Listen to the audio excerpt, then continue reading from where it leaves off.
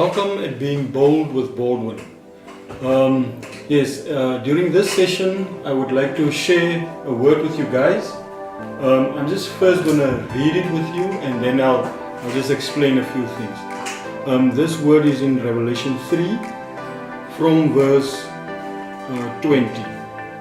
Look, I stand at the door and knock. If you hear my voice and open the door, I will come in and we will share a meal together as friends. Now this is a very well-known piece from the word, but this piece was actually addressed to the church of Laodicea, the Laodiceans. Now in this piece, or during this time, the Laodiceans were actually they were very complacent, and they were rich, and things were going very well with them. And but what they didn't realize is that they actually were not feeling or experience the presence of God anymore.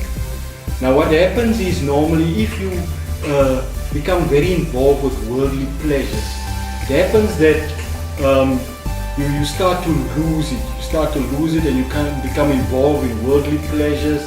And what happens is that you don't find God anymore. And the danger of that is that when it happens that God comes and knocks at your door, it might be that you are in a situation where you don't hear His voice. And that is the dangers of worldly pleasures. And the danger of that is that worldly pleasures are mostly temporary. And we tend to focus on temporary things, and then we lose the lasting things, or things that can acquire us lasting life. And that is why it's very important that we should always find each other, or we should always find us in a place where we can hear God's voice and be aware of Him.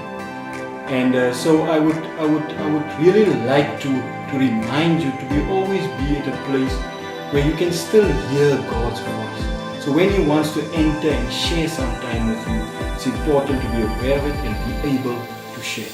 And what I would like to invite you is keep your heart always open, or a place where your heart is open for God. Thank you guys.